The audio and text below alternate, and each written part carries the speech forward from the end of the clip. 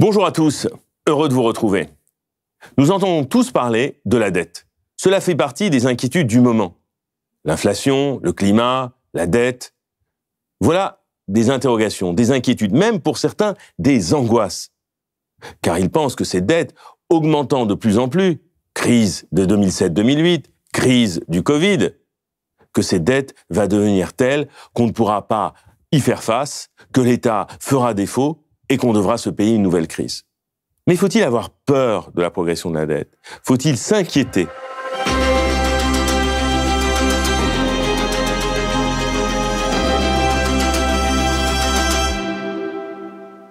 Alors, prenons un peu un temps ensemble pour comprendre de quoi il s'agit. Tout d'abord, il y a la dette publique, pour commencer. Quand on dit la dette publique, c'est la dette de qui? C'est qui ça, le public? C'est ce que l'on appelle la dette des administrations publiques. Qu'est-ce qu'on met derrière l'administration publique? Trois choses. Ce que l'on appelle les administrations centrales, les différents ministères, l'éducation, le budget, l'armée. Il y a aussi, comme administration publique, les collectivités territoriales, les communes, les départements, les régions. Il y a aussi les administrations de sécurité sociale, les différentes caisses de sécurité sociale. Donc lorsqu'on parle de dette publique, il faut bien comprendre, il y a la dette liée à l'État, liée à ses dépenses, liée aux dépenses des ministères, il y a la dette des collectivités territoriales et la dette de la sécurité sociale. Tout cela forme la dette publique, c'est-à-dire des administrations publiques. On parle de dette publique brute. C'est la dette, comment on doit la calculer depuis le traité de Maastricht. Le traité de Maastricht, 1992, a donné naissance à la monnaie unique et comportait des obligations budgétaires. Et dans ce traité, on a défini ce qu'allait être la dette publique brute. Et c'est à partir d'elle que le débat public sur la dette publique se construit.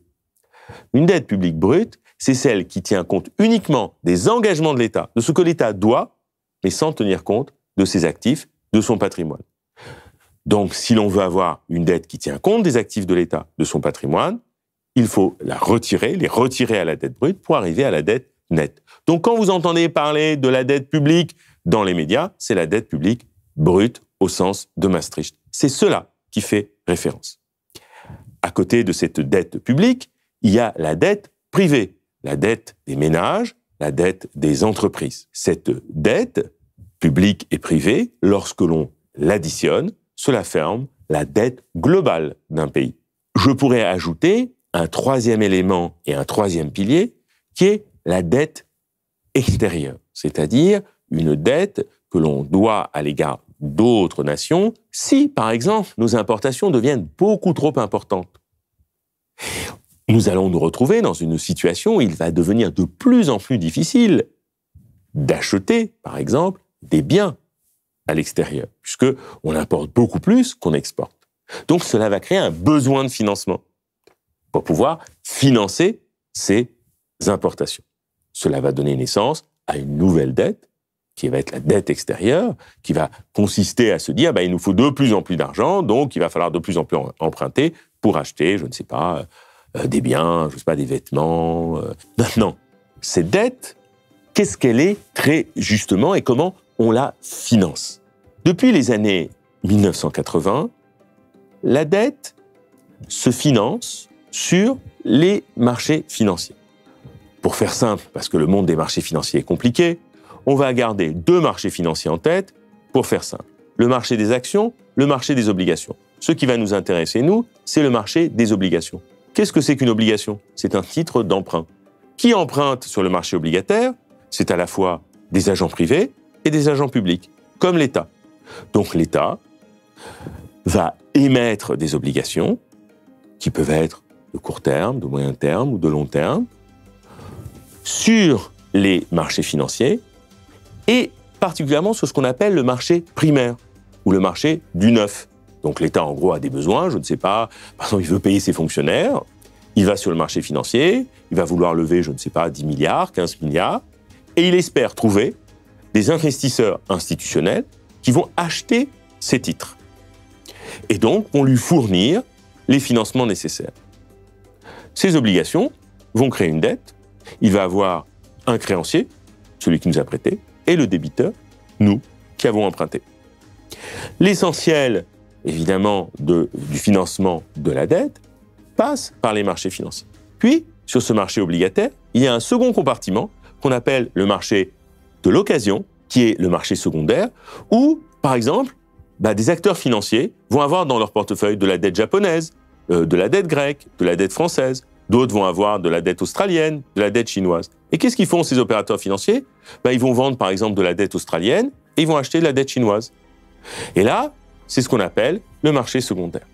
C'est donc, principalement, sur les marchés financiers que les États vont, depuis les années 1980, se refinancer. Alors, comment savoir si cette dette progresse plus vite ou moins vite d'une année sur l'autre? L'économiste, le responsable politique, les observateurs vont s'intéresser à certains éléments qui vont leur donner les indications nécessaires pour savoir si cette dette progresse rapidement ou pas. Le premier critère, c'est le revenu. Le revenu, économiquement, vient d'une augmentation de la production. Quand la production augmente, le revenu augmente. Parce que lorsque l'on produit, des hommes et des femmes contribuent à cette production, donc il faut les rémunérer, sous forme d'un salaire. Des entrepreneurs ont apporté des capitaux, ont investi, ils espèrent avoir un retour dessus, en espérant un certain profit, c'est un revenu. L'État taxe la production, d'une manière ou d'une autre, avec des impôts, puis il y a les cotisations, c'est un revenu pour l'État. La banque qui a prêté récupère des intérêts, c'est un revenu pour la banque. Et ça, c'est une chose très importante à garder à l'esprit. D'où vient le revenu? De la production et l'augmentation de la production. Admettons, prenons un exemple, que le revenu progresse d'une année sur l'autre de 2%. On ne peut pas se contenter de ça pour savoir si c'est un problème pour la dette. Il faut regarder autre chose. Il faut regarder le taux d'intérêt. Souvenez-vous de ce que je vous ai dit. Vous allez sur le marché des obligations, vous êtes l'État, la sécurité sociale, les collectivités, vous avez émis des titres. Admettons que vous émettez ces titres à des taux d'intérêt très élevés, 5%, 6%. Donc, c'est-à-dire que la charge de remboursement va être élevée. Et qu'est-ce que je vous ai dit? Que votre revenu, lui, ne progressait que de 2% d'une année sur l'autre. Et vous avez contracté des emprunts à 5, 6, 7, 8, 10%, si les marchés financiers ne vous font pas confiance. Donc, qu'est-ce qui va courir plus vite d'une année sur l'autre? C'est plus ce que vous devez rembourser que votre revenu. Et si votre emprunt vous coûte plus cher que votre ressource que vous êtes capable de créer, vous allez vous épuiser à vouloir rembourser. Et la charge de l'emprunt augmente, augmente, augmente, et les économistes, peut-être en mal de ski, nous trouvent une petite métaphore et disent « c'est l'effet boule de neige ». Donc, je regarde comment ce que je dois rembourser évolue, je regarde la progression de mon revenu, et je regarde aussi l'inflation, l'augmentation des prix d'une année sur l'autre. Si, admettons, votre taux d'intérêt est de 6% et que d'une année sur l'autre, l'inflation est de 7%, vous pourriez vous dire, alors c'est pas forcément une bonne nouvelle toujours, d'une certaine façon, ce que je dois réellement rembourser, c'est-à-dire une fois que j'ai retiré cette augmentation des prix, finalement, c'est pas assez important. Sur le papier, ça fait 6, ça fait beaucoup en termes de taux d'intérêt. Mais si l'inflation est de 7, la charge, soudainement, se réduit. Inflation, taux d'intérêt, revenu. Ces trois éléments, je dois les regarder en permanence pour savoir si la dette me coûte plus cher ou moins cher. Alors, pour bien garder les choses à l'esprit et se replonger dans l'histoire, une petite chose que je vous invite à ne pas oublier. Les administrations publiques et l'État au premier chef ne nous ressemblent pas. Ils ne nous ressemblent pas pour plusieurs raisons. La première, un État n'a pas d'âge. Et cela change beaucoup de choses. Parce que nous, plus on vieillit, moins on voudra nous prêter de l'argent. Un État, à moins de s'effondrer, à moins de guerre, à moins d'événements qu'on ne peut pas prévoir, a une vie infinie, si je puis dire. Donc il peut emprunter sur 70 ans, sur 60 ans, sur 50 ans. Les représentants de l'État meurent, l'État ne meurt pas. La deuxième chose qui fait qu'il ne me ressemble pas, c'est le seul acteur qui peut lever des fonds nouveaux. Ça veut dire quoi? Si, par exemple, il y a une situation d'exception, regardez, il y a le Covid, on aurait pu tout à fait imaginer, si l'État avait estimé souhaitable, de créer un nouvel impôt qu'on aurait appelé impôt Covid, qui aurait été un impôt de solidarité, un impôt pour financer, je ne sais pas, les besoins de l'hôpital, renforcer le salaire des aides-soignants. Mais vous voyez, l'État, il va créer une recette. Alors, évidemment, on pourrait dire que le rendement de cet impôt, il pourrait un jour être mauvais parce que les gens ne le paieront pas ou parce que cet impôt est inefficace. Bien sûr. Mais juridiquement, il lui est autorisé de faire une chose que nous ne pouvons pas faire, créer une nouvelle ressource, par exemple, en fabriquant une taxe, un impôt supplémentaire. Troisième chose qui fait que l'État ne nous ressemble pas. Il est, par nature, un agent à besoin de financement. C'est-à-dire qu'il engage de telles dépenses qui, au départ, peuvent paraître très coûteuses, mais absolument nécessaires et qui créent des besoins de financement considérables. Pensez à la santé, on pensait aux services publics, qui fait que l'État a des missions qui ne sont pas celles de tout un chacun. Maintenant qu'on a tout ça en tête, avançons pour tenter de comprendre l'histoire, ce qui s'est passé dans la dette publique depuis les années 1980. Il faut se dire que l'État dépense, l'État aussi a des recettes. Et que lorsque les dépenses sont supérieures à la recette, ça crée un déficit et à partir de là, l'État va emprunter.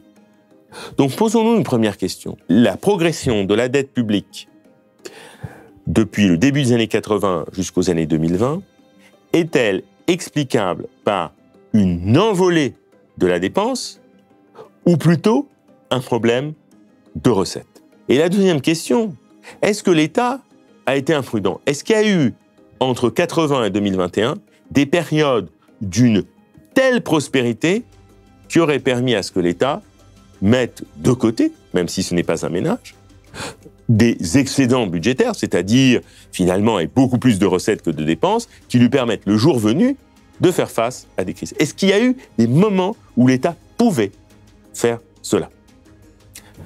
Alors, petit voyage des années 80 aux années 2000. On peut observer que les causes de la progression de la dette publique dans un premier temps, dans le cas français, mais aussi on peut l'étendre à d'autres pays européens, s'expliquent par un premier facteur essentiel, la progression des taux d'intérêt du milieu des années 80 jusqu'aux années 90, un peu avant la naissance de la monnaie unique. Pourquoi? Lors de cette période, on a voulu, c'est-à-dire les gouvernements, combattre la progression des prix, c'est-à-dire l'inflation, et la quantité de monnaie en circulation. Les politiques monétaires, durant cette période, ont été restrictives, c'est-à-dire que les taux d'intérêt réels, une fois que l'on a retiré l'effet de l'inflation, ont été plutôt élevés.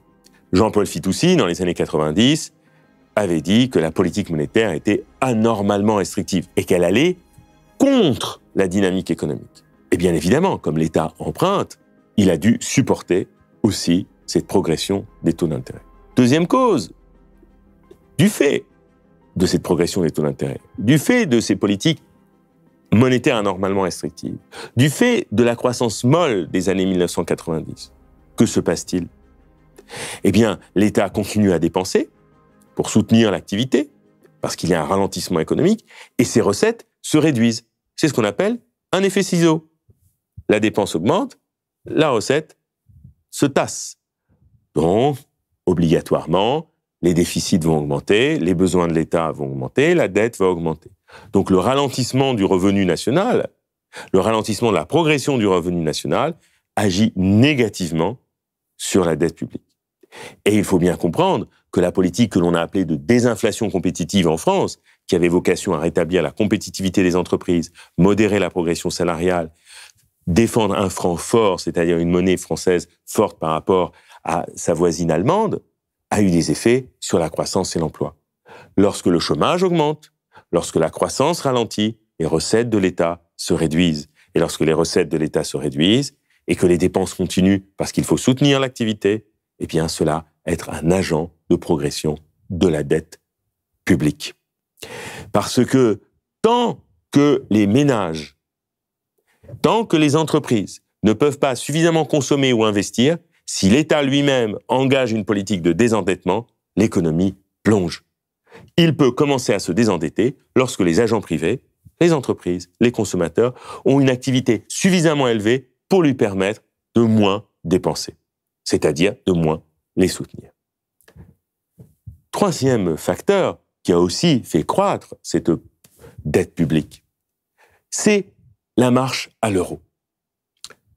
Souvenez-vous, en 92, les Français ont dit oui pour que naisse une monnaie unique à la fin des années 90, début 2000. Et lorsque on a fait cette monnaie, il y avait des critères budgétaires. On avait dit il faut que les déficits, je vous disais tout à l'heure, c'est-à-dire lorsque les dépenses sont supérieures aux recettes, ne dépassent pas 3%. On avait dit que la dette ne doit pas excéder 60% rapporté au PIB. Mais lorsque le traité de Maastricht est signé et accepté par les Français en 92, ces critères qui avaient été pensés entre 89 et 91, au moment où l'activité économique allait mieux, vont se mettre en place au moment où l'activité économique va ralentir. Donc vous avez des critères très stricts au moment même où l'activité économique est moins dynamique. Donc en gros, vous prenez le sens du cycle, c'est-à-dire le cycle descend, et vous faites des politiques économiques qui aggravent cela. Donc la marche à l'euro, économiquement parlant, a été très coûteuse en termes de taux d'intérêt qui étaient très élevés et en termes de dette publique. Et j'ajoute un petit événement qu'il ne faut jamais oublier. Nous avons relié nos monnaies avec les autres. C'est le fameux système monétaire européen qui a existé de 1979 à 1999. Que se passe-t-il comme événement extraordinaire en Europe en 1990 ? L'Allemagne de l'Est et de l'Ouest vont se réunifier. Et qu'est-ce que fait le chancelier allemand de l'époque, Helmut Kohl ? Il va dire que un mark de l'Ouest et un mark de l'Est sont équivalents, donnant ainsi, pour les consommateurs, quelque chose d'extraordinaire, une consommation plus élevée, mais pour les entreprises est-allemandes, quelque chose qui va être un poids pour elles, parce qu'ils vont se retrouver à vendre des produits trop chers. Pourquoi je vous raconte cette histoire ? Parce que cette situation, ça a créé plus d'inflation en Allemagne. Et qu'est-ce qu'a fait l'Allemagne ? Elle a relevé ses taux d'intérêt pour combattre l'inflation. Nous qui étions liés au traité de Maastricht et à ce système monétaire, nous allons relever à notre tour notre taux d'intérêt alors que l'on n'en avait pas besoin.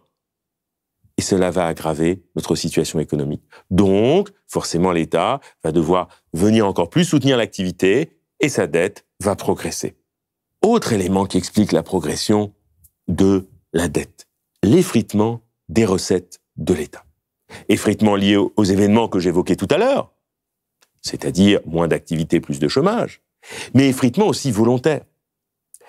Car les États, à partir des années 80, ont pensé que pour rendre les entreprises plus compétitives, il fallait faire en sorte que les impôts des plus aisés, surtout à partir de la décennie 90-2000, fassent l'objet d'un aménagement qui leur soit plus favorable, et également l'impôt sur les bénéfices des entreprises, surtout des grandes entreprises, de 1981 à aujourd'hui, a connu une certaine décrue. Et sachant qu'en plus, dans ce paysage de 1980 à 2021, des périodes de forte croissance, il y en a eu peu. Il y en a eu une première, de 1988 à 1991, et il y a eu surtout, clin d'œil aux 30 Glorieuses, ce que les économistes contemporains ont appelé les 3 Glorieuses, 1998, 2001. La France créait 1,8 million d'emplois. Elle était la locomotive de la croissance en Europe. Elle avait un commerce extérieur florissant et les taux d'intérêt à l'époque avaient baissé.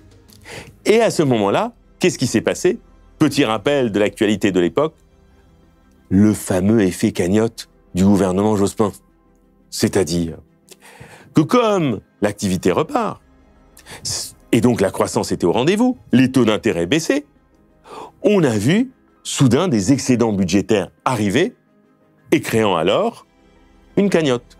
Après ça, les phases de croissance qui ont suivi n'ont pas été aussi dynamiques et arrive un autre épisode qui va faire exploser dans un premier temps la dette publique, c'est la crise de 2008.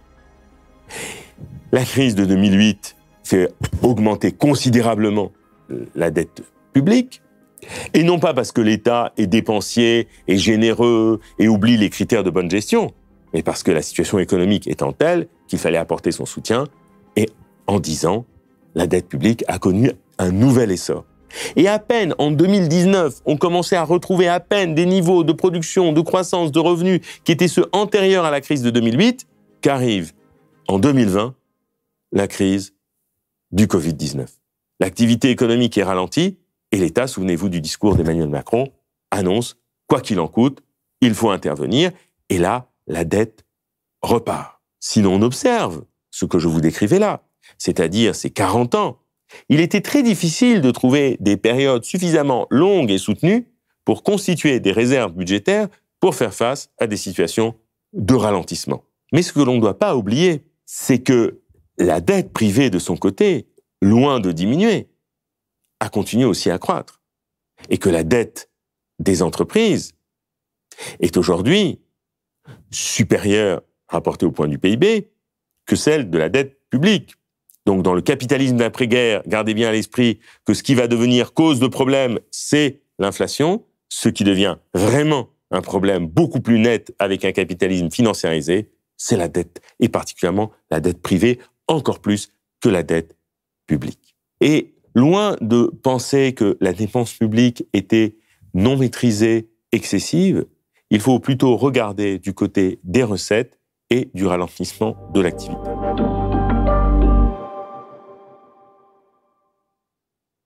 Quels sont les enjeux qu'on doit garder à l'esprit lorsque l'on parle, du moins pour commencer, de la dette publique? Alors on va en tracer quelques-uns ensemble. Donc le premier, y a-t-il un niveau de dette publique qu'il ne faut pas atteindre? Est-ce que si par exemple c'est 300%, 200%, 150%, est-ce qu'il y a un seuil fatidique où l'on entrerait dans une zone inquiétante? En économie, et les économistes ont longtemps débattu cette question, il n'y a pas de consensus pour indiquer si un tel pourcentage de PIB était atteint, il fallait s'en alerter. Les économistes, au contraire, nous disent la chose que l'on doit observer avant toute chose, c'est les modalités de financement et qui sont, par exemple, les détenteurs de la dette publique. Donc, aujourd'hui, vous voyez que le Japon a une dette publique qui a dépassé largement les 200% du PIB. Je ne dis pas que c'est rien, mais on n'entend pas de ce côté-là des inquiétudes massives. Donc, ce qu'il faut garder à l'esprit, c'est comment elle est financée, qui détient cette dette. Dans le cas, par exemple, français, on sait qu'une partie de cette dette est détenue par la Banque centrale, en fait, la Banque de France, au compte de la Banque centrale européenne, dans le cadre de ce qu'on appelle le système européen des banques centrales. Une autre partie de cette dette est détenue par différents investisseurs, par exemple, des compagnies d'assurance peuvent détenir aussi les titres de la dette publique. Ce qui est plus préoccupant dans le cas français ou dans d'autres cas, c'est que ce sont les investisseurs étrangers qui sont plutôt majoritaires dans la détention de la dette publique française. Donc, ce qui est important, si la dette reste une affaire de famille, si je puis dire, c'est moins préoccupant que si elle entre les mains, par exemple, d'acteurs étrangers qui pourraient, alors, pour continuer à prêter à des taux favorables, demander des inflexions de politique économique et demander à ce que les orientations de politique économique aillent plutôt dans un certain sens que d'autres. Le deuxième point, la question du remboursement. Souvent, quand on dit la dette publique est de 100%, 200%, 120%, on pourrait croire alors qu'en une année, il faudrait mobiliser plus que le revenu annuel produit pour rembourser la somme. Ce qui n'est pas le cas, puisqu'on ne va pas demander à un État de prendre 100% de son revenu de l'année pour rembourser la dette en question. Une dette, on dit qu'elle roule. Alors, qu'est-ce que ça veut dire qu'une dette roule et les problèmes du fait qu'elle roule? Elle roule, c'est-à-dire qu'on ne rembourse pas la dette en tant que telle quand arrive ce qu'on appelle une obligation à maturité, c'est-à-dire au terme de cette obligation, 5 ans, 10 ans, 15 ans, on va rembourser les intérêts de la dette. Et en gros, qu'est-ce qui va se passer dans un mécanisme? C'est que ce que l'on doit rembourser, on va aller émettre une nouvelle obligation, c'est-à-dire un nouvel emprunt, qui doit rembourser ce que l'on doit. Et la chose roule ainsi. Mais le problème, quel est-il?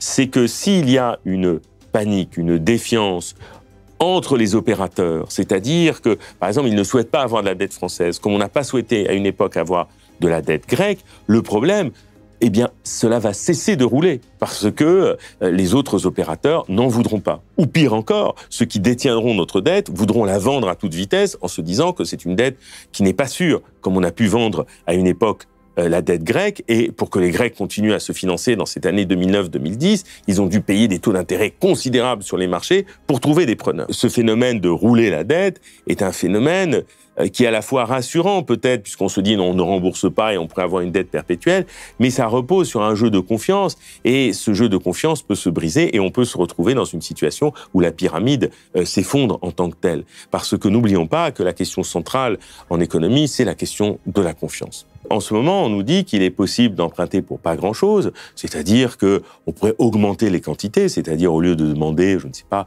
10 milliards, on va demander 20 milliards, 30 milliards, 40 milliards, puisque les taux d'intérêt sont orientés à la baisse. Mais imaginez-vous que dans 7 ans, 8 ans, la situation, évidemment, n'est plus la même et qu'on va redemander cette somme, c'est-à-dire ces 50 milliards dans 7 ans, 8 ans, avec, par exemple, une augmentation, s'il y a une augmentation des taux d'intérêt, ou si pendant ces 7 ou 8 ans, la progression du revenu national a reculé, n'était pas aussi rapide que par le passé, eh bien, dans 7 ou 8 ans, ces sommes qui nous coûtaient rien au départ, vont nous coûter beaucoup plus, c'est-à-dire en termes de revenu national. Troisième enjeu que l'on peut voir, et qui a surgi ces derniers temps, c'est de savoir est-ce qu'on peut annuler ou non la dette. Pour ceux qui souhaitent annuler cette dette, ils se disent, eh bien, puisque des sommes considérables sont détenues par la Banque de France pour le compte de la BCE, eh bien, ce serait formidable, parce que il n'y a pas de risque à la voir en quelque sorte disparaître, puisque il n'y a pas de conséquences pour la Banque centrale qui ne peut pas faire faillite. On récupérerait ainsi des sommes qui seraient en quelque sorte, qu'ils estiment gelées et qui pourraient être mobilisées à des choses beaucoup plus intéressantes, c'est-à-dire financer la transition écologique par exemple, financer des infrastructures. Ceux qui s'opposent par exemple à cette mesure disent attention, c'est un peu risqué de faire une chose pareille parce qu'on enverrait un mauvais signal à nos emprunteurs en disant que la France finalement ne serait pas si sûre que ça et que cette politique de taux d'intérêt très faible qui nous a permis de rembourser à bon marché du moins une partie de nos dettes ou faire en sorte qu'elles soient moins coûteuses, cesserait et du jour au lendemain, on pourrait voir alors des investisseurs qui nous proposeraient des taux d'intérêt plus élevés. D'autre part, dans ces mécanismes financiers un peu compliqués, et ce qu'il faut garder à l'esprit, c'est que la Banque centrale, européenne et la Banque de France font partie d'un ensemble et en quelque sorte, l'État est un peu l'actionnaire de ces banques. Et de ce fait, il bénéficie annuellement. Alors, c'est un petit peu un chèque qui nous revient à nous-mêmes, mais annuellement, il bénéficie de versements comme de dividendes, comme si l'on versait à des actionnaires privés, par exemple. Donc, l'État est gagnant par la dette et au contraire ne s'appauvrit pas. Si l'on vient perturber ce système, disent les économistes qui sont contre l'annulation, se disent, eh bien, on va créer un climat de défiance économique et ce serait se tirer une balle dans le pied. Je crois qu'il est difficile d'arbitrer ce débat et je pense qu'il est nécessaire de déplacer le regard. Et où faut-il le déplacer ?